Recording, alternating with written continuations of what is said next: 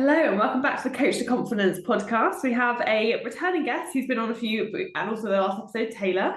I should probably not say she's a guest; she's now just a podcast host with me. And then we actually have a new guest, and our first guest since rebrand of the whole podcast, which is exciting. So I'll let her introduce herself. But Cath, tell us who you are and what you do. Hey, so thank you for having me. So I am Cath. I am a professional chef and nutrition coach. That is a good summary. That's a good way of so summary it all up. I feel like you do a lot. I've got a few questions to go through, which is what we'll do first, and then we'll chat through general tips, advice, all of that. So I obviously, again, and Taylor does as well, follow you, know what you do, you talk about your stories. But for those that either don't follow you or don't always, it doesn't come up on their page, whatever, give us a rundown of kind of what got you into this role. To be honest with you, it was quite like a natural progression.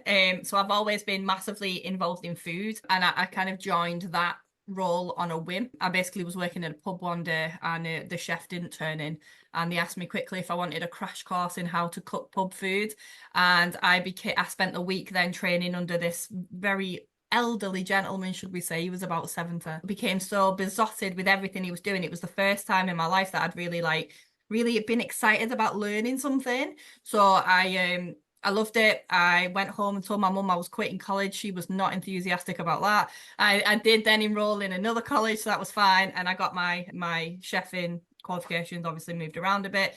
The role I'm in now has kind of been a natural progression from then. So I did that. I did some work with the supermarkets. So we used to do product development for supermarkets. And then I had my children and realised that the hours I was pulling was just not going to cut it anymore. I went off on a tangent and did something ridiculously different and started my own business, but in nothing to do with food. And for want of a better word, hated my life. I loved the fact that I had the freedom from working for myself, but I just hated what I was doing. So Yeah. I ended up then, I had a couple of friends who are personal trainers, and they knew that I was a chef, and they said, Kath, do you fancy helping my clients? Like, a couple of them are struggling with nutrition. And then it snowballed very quickly. I did it for one person and then another. And then before you know it, I had all these people saying, Kath, can you help me? And then I kind of forged it as we went on. So I don't think I'd ever had a plan of this being the way it is, but I'm really grateful to those people who helped me in the early days. Yeah, that's really nice actually. Yeah, that is right. And it's kind of similar to Taylor. She didn't set out, like, her job role wasn't to become a coach.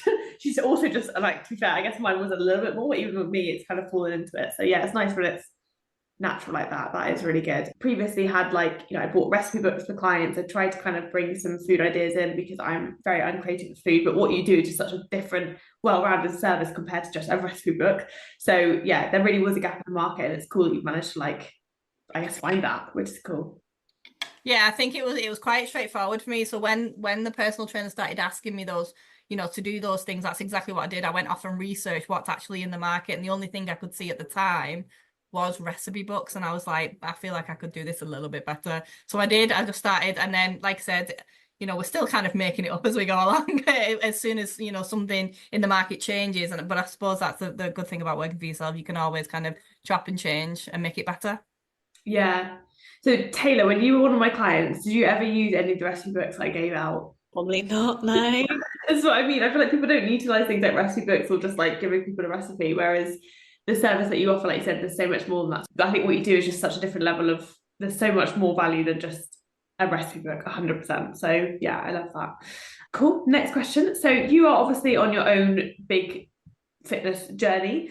Run us through, I guess, because you've done something previously as well, and kind of on this journey as well. So run us through your health and fitness journey yourself. So I've always been kind of into the gym. Even in my chefing days, I would spend, we used to do split shifts as a chef. So I'd work from 9 till 3, have a break till 6, and then 6 till 10. And if I was lucky enough to get a break, I wouldn't go home. So I realized if I was going home, I'd go to sleep, and then I'd feel awful for the night shift. But I used to go to the gym. So, like, I've always had some, form of attachment to the gym. I just really liked it, like the community. But I never really needed to get my nutrition on point per se, because I was working a lot. I was on my feet a lot, and we didn't eat as chefs. We did not eat. We had ridiculously bad diets. And then, so I kind of picked up this habit of just eating on the go a lot. And then when I came out of chefing and I had my son, And I got my partner first. I realized that my eating habits were radically different to his. And he was actually sitting down for 3 meals a day. And I kind of carried on doing that. But then I was also still eating on the go because that's what I was used to. So I ended up piling loads of weight on. Like I was a good 10 stone overweight.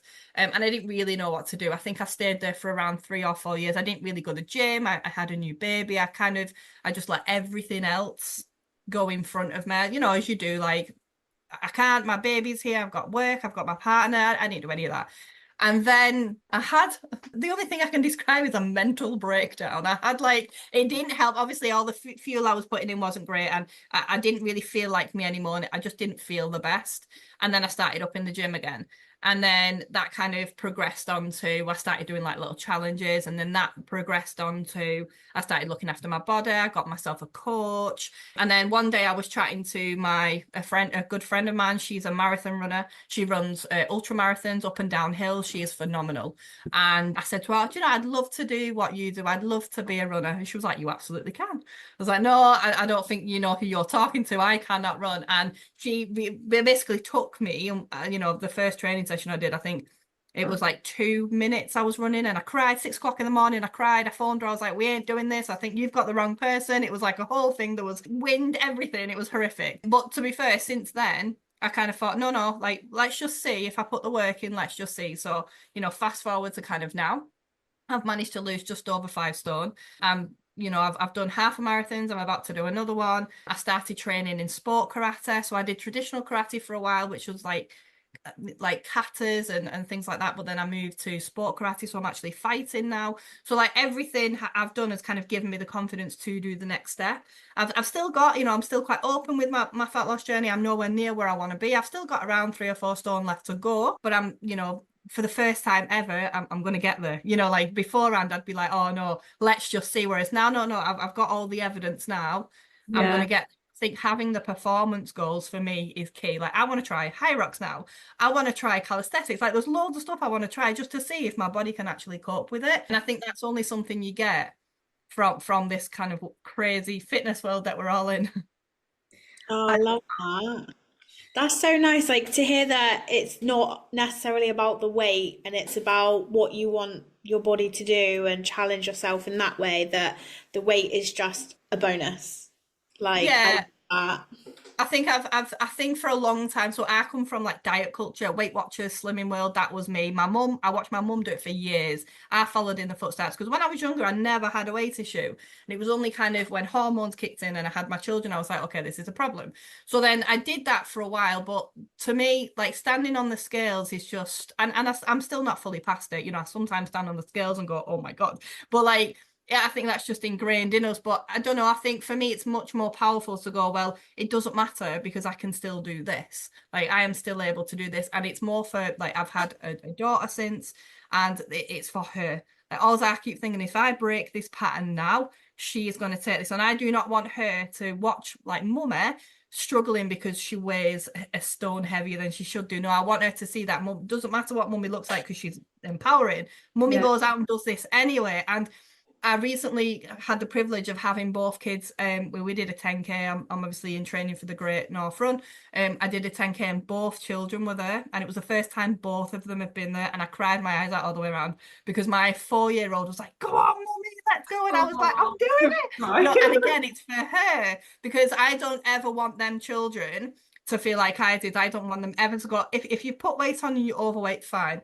How do we fix this? I don't want them to be like, I don't know, and then trying things like shoddy pills and bad diet culture. I'd like them to be equipped with the knowledge that they know how to look after themselves, again, for the longevity part, rather than to fit into a certain box. I love that. I think Taylor will agree as well. So many of our clients, particularly the moms, come to us saying the exact same thing about like just being so aware of, breaking the previous generations of all that toxic diet culture and then obviously not wanting to, continue that on. I think it's such a nice thing to be aware of and be focused on because, like you said, they are just sponges at that age, aren't they? Like they really do. And are one of your kids doing karate as well with you? Both of them, yeah, Oh, both of both them do doing it. it. Oh, okay, So yeah, yeah. we started just after lockdown. No, sorry, just before lockdown. My son had watched Cobra Kai and was basically like, "I'd love to do this."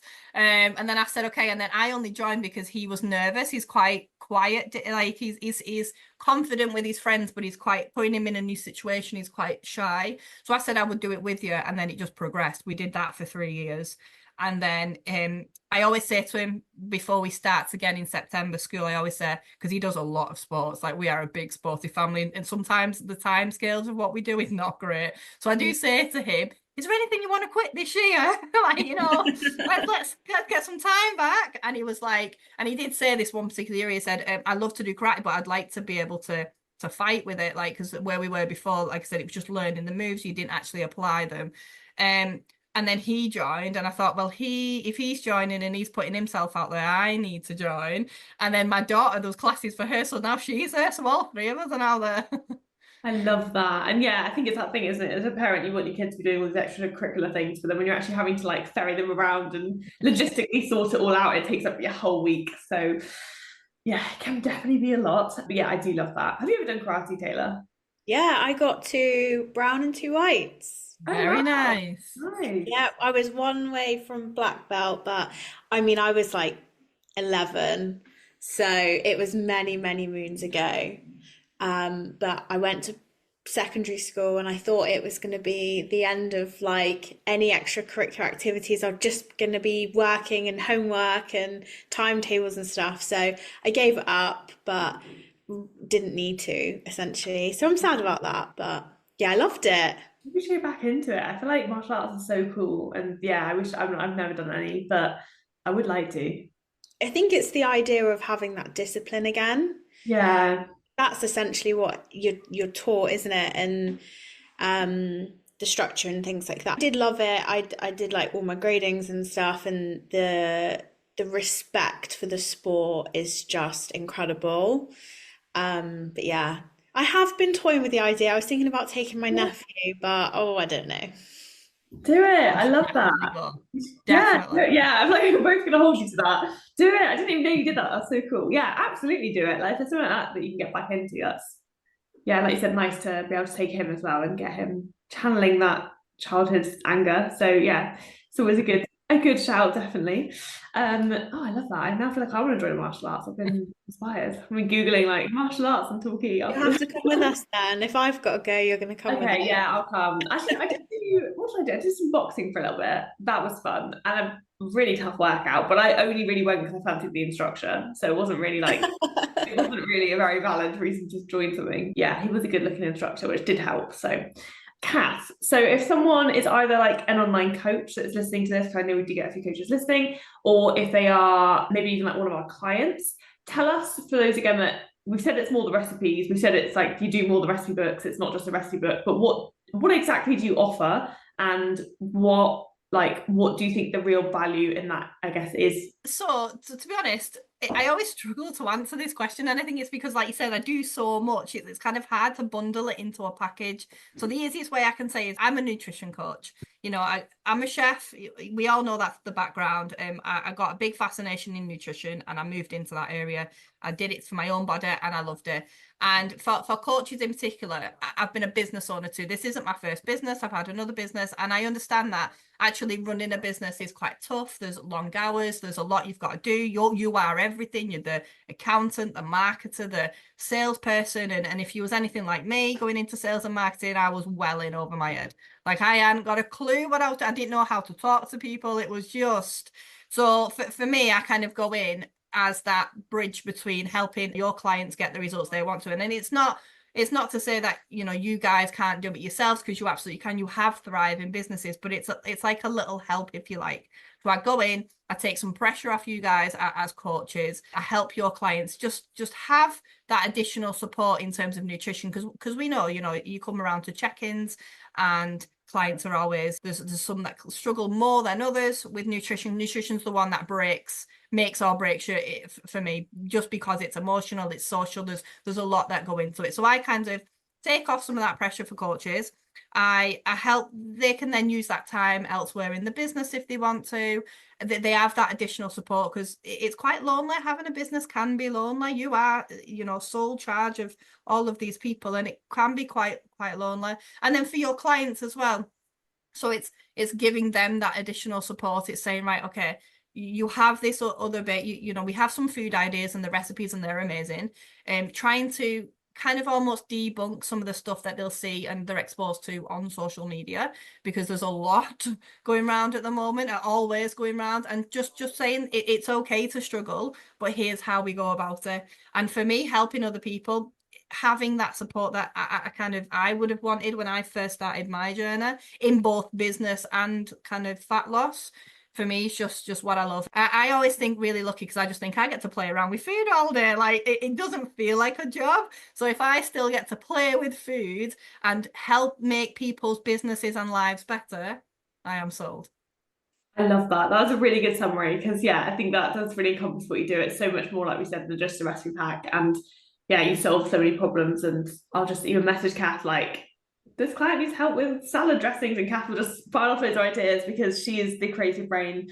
Neither myself nor Taylor cook. I mean, Taylor cooks more than me, but I believe that her husband is actually the cooker in the relationship. I do not cook at all. I am a chuck stuff in the air fryer and hope for the best kind of girl.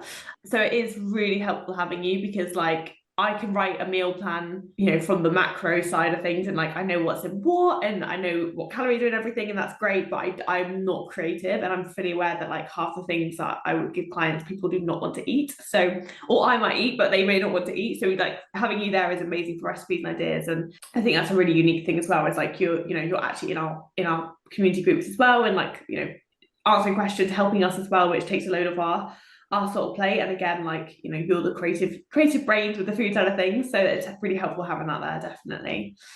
Because yeah, Taylor, you cook some of the recipes, haven't you? I think. Yeah, I've tried a couple, and a lot of my clients do actually. I tried one of Cath's recipes today, and it was amazing. And I'm like, right, tell me what it is, because I need to make it. And actually, some of the challenges that I give my clients as well is, especially if they're struggling around nutrition, is your challenge this week is to just try one of Cath's recipes. And I always say, like, look for it as a family, and then give the control to like the kids, and they pick what you're eating and things like that. And I always kind of set challenges. I need to kind of make that a rule in my house as well, because we always get in funks of the same meals like over and over again, because you know how long it's going to take, and you know what the macros in are, but it does get boring. So it is I think something that we're definitely gonna take advantage of a little bit more, I think.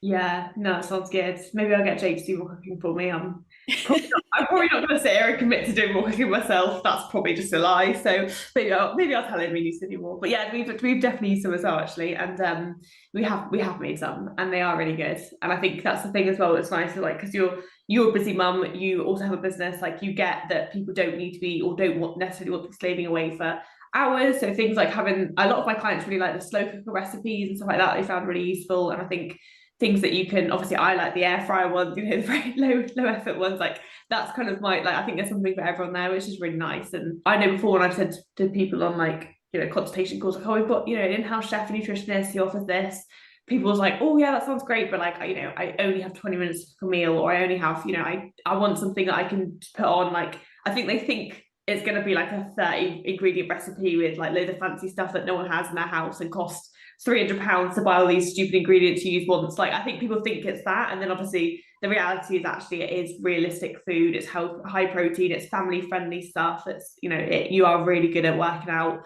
like what people actually need and want, which I think is really valuable. Yeah, I love what Taylor said about getting the kids involved, because for me, if you've got busy mums and dads, that's where we should be aiming. And again, people think different because of the things they've had in the past, perhaps recipe books. I mean, you see these massive chefs online and they're giving out recipe books. I remember I had one, and one of the ingredients was like pomegranate molasses. Now, I obviously know what that is, but I was like, Mum, do you know what this is? And she went, nope. And I was like, right, exactly. So, and then you've got to go and try and find it, and it's expensive. It's like £3 a bottle, and you're thinking it's just not realistic. And that's the whole thing. Like, how do we do it? How do we then include families? And that's exactly where all of my ethos comes from, because again, when I first started, I used to eat completely separate to to my family, and it was time consuming. You know, if you're a busy mum and you've got a job, and you've got, even if you've not got a job, you've still got responsibilities to that kid. Your school will text you 8 and 9 times a day to remind you about something. Like, your mental capacity just goes out the window.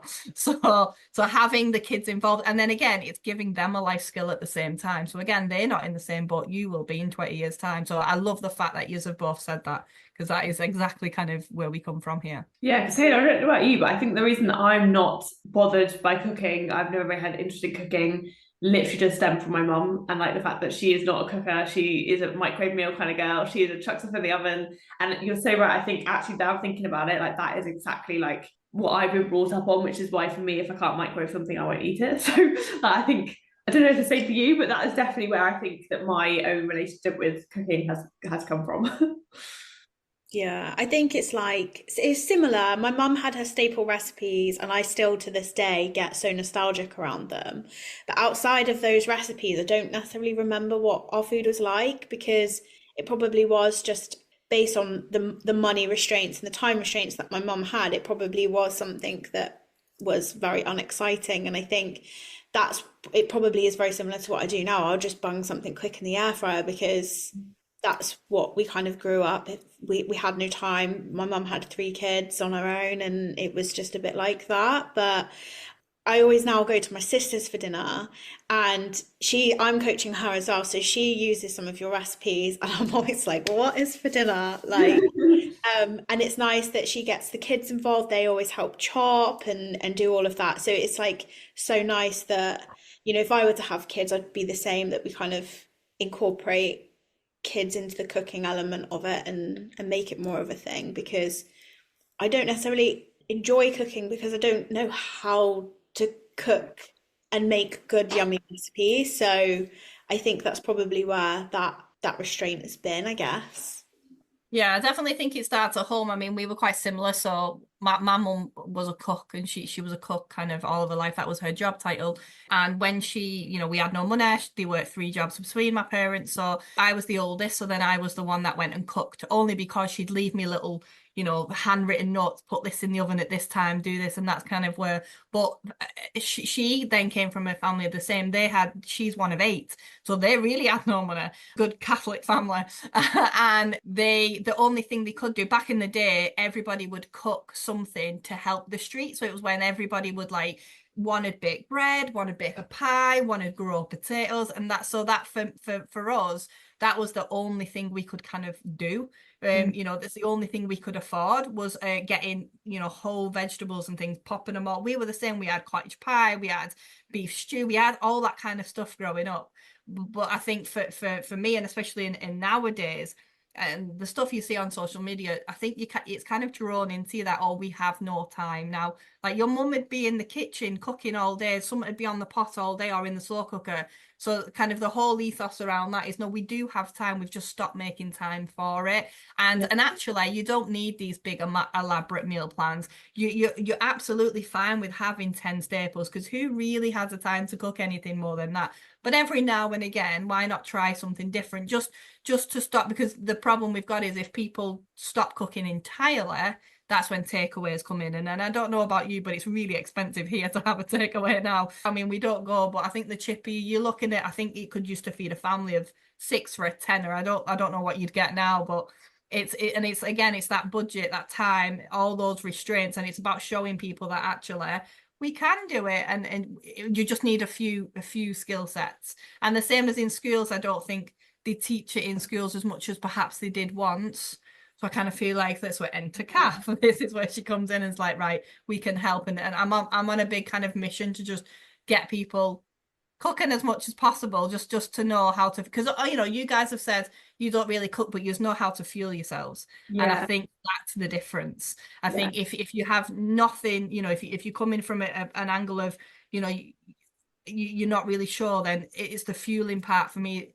And then it's the nutrition, and then it's all those implications. People end up living on takeaways, which is really expensive, and as we all know, it's not great for us either. Yeah, I think Jake went and got some chips and fish the other day, and it was like 15 quid for just one portion of chips and fish, and I was like, Yeah, like you said, like, what the hell is that? That used to be a family. Like, Yeah, that is expensive. and he ate it like it was nothing. I was like, yeah, I'm not spending 15 quid on some chips and bloody so, yeah, mental. But yeah, no, I think that's yeah, amazing. And yeah, one of eight actually terrifies me. That's a huge, huge family, Jesus. Oh, honestly, we've got like brothers, we've got like aunties, uncles, cousins coming out of everywhere. Like, well, we're Yeah. never lonely, put it that way. Yeah, that's true. As a massive introvert, that's like my worst nightmare. So that's like, not. I've got one sister. That's enough. I don't need more. Yeah, no, I love that. So yeah, we did actually put a question poll up yesterday, and you kind of answered quite a few of the questions well.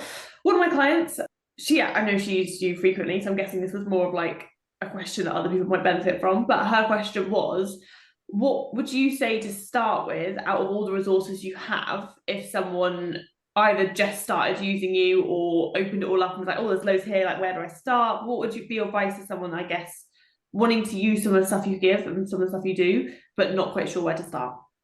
I definitely think we have the time element. So I think if you nail the time and organize your schedule, then the rest of it comes into play. And this is something I kind of figured out on my journey. So it's quite funny because it's not a training, it's not food, it's not a particular thing to cook, it really is your time. So the first thing I'd give people is we've done a create an effective schedule, and it's basically where I sit down, it's a step by step, and I show you how to sort your schedule out. Because if you've sorted your work commitments out, your children's commitments, your household chores, whatever you've got going in your life, if you've got all that plugged into your calendar, you'll then start to be able to see, right, when can I cook? How often can I cook? Do I need to meal prep? Am I okay to actually just prep the night before? Like, what fits into your life?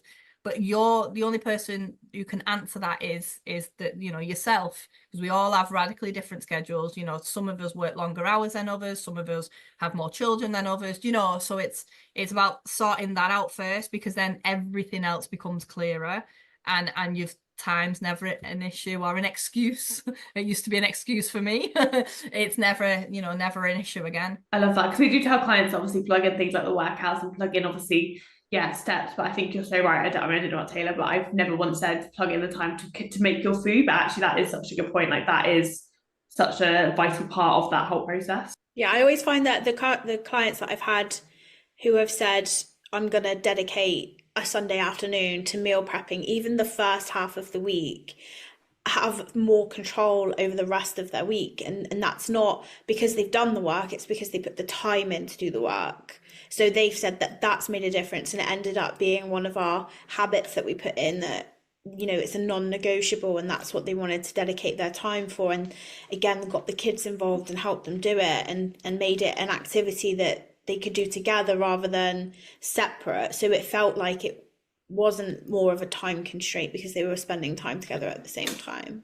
I guess the success came from just dedicating and making the time to do it. I think when people first start, especially me, when I first started my fat loss journey, I always thought that I would have to like rob Peter to pay Paul. I was always going to have to take time from somewhere else.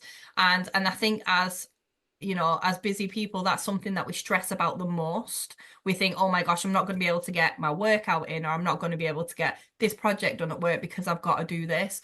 So actually laying out and going, no, we can fit it all in. We can have it all if you like. We just need to put boundaries on where it's going to be. So, you know, maybe not spend 8 hours meal prepping, maybe spend 3, you know, or 2 or 1, and I can give you ideas on how to do that. And it's just little things like, you know, by the time you're coming home from work or the kids are coming in from school, if you don't know how much time you have there to cook, or if you've not got something prepped, that's when it becomes hard. That's when the headaches come. That's when you're then saying to trainers, actually, I've not stuck to my nutrition. I've not managed to get my workouts in. And it's just because, and I feel like it really helps with the mental side of it as well. So like having it all laid out in your head, you're not then stressing constantly.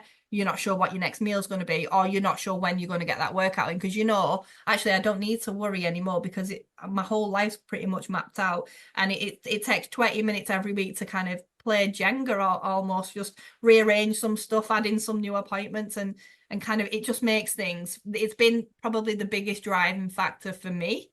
So I always think, you know, if it helps so much, then get it out to as many people as possible. I'm going to take this advice and actually implement that because that is something that yeah, like I said, I map out everything. Like I said, I've got back-to-back appointments in the morning. Like I map out everything.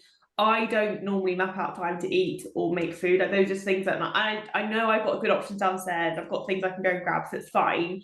But actually, probably having the time to add in the actually make that a priority, put that in my calendar is actually going to be such a game changer. So yeah, thank you. It's something I need to do as well because I definitely I'm often like shit. I need to go and find something I can like open to a tuna somewhere, like something. But it's definitely not a planned thing with me. So yeah, it's actually really good advice. Thank you. I think making time to eat as well helps your relationship with food as in Yeah. general, because you're enjoying and the process of eating and taking time to consider what you're eating and things like that.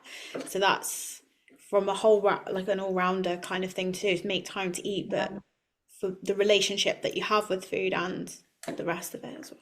Yeah, no, absolutely. And I think, yeah, that's something again, I'm also very bad at multitasking when I eat. So I'm figuring out that habit I'm still working on. So A millennial thing, isn't it, to just yeah, fill our diaries with everything and feel guilty for the 10 minutes that we're not doing something, I know. and then just spiral from there, basically.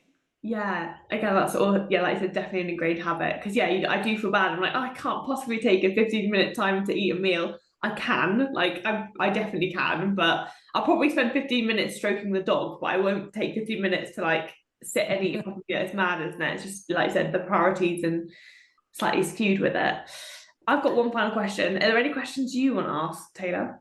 I think you stole all mine. It's Yeah, fine. I was gonna say I should have probably got before the meeting be like, what have we got? And then probably I was thinking that as I was asking, like, I probably literally asked all the big things, so that's fine.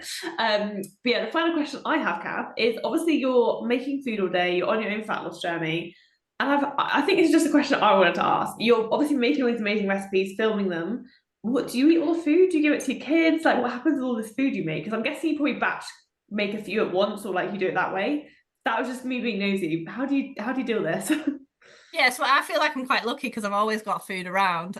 So yeah, we do it. We kind of cook within a couple of days of each other. I still do my own meal prep every Sunday. I get like snacks ready for myself and meals ready for myself. But I utilize the freezer a lot, and my family just eat whatever wherever I've got. So obviously I'm on a specific food intake at the moment. I track my food just like everybody else. And I'll just change the portions and the kids will eat with me. If it's something that I know particularly the kids really won't eat, I'm very fortunate that they go out to the grandparents once or twice a week, so I'll kind of have it with my husband then. But yeah, like I always feel like I'm cheating a little bit because I have time. I know I have the time because I'm making it and showing off everybody else. But what you guys see is what I eat. Like all the recipes I give you is just what that's why I said like I feel like I'm an absolute fraud because I'm just giving you stuff I really like to eat. And then people are like, oh, this is nice. And I'm like, it is. But I think, so, sometimes some weeks it could be where I'm batch cooking and I'm eating the same thing 3 or 4 days a week to make it easy for myself. If, like you said, if I'm back to back with calls or I know it's really busy, I try and keep really simple.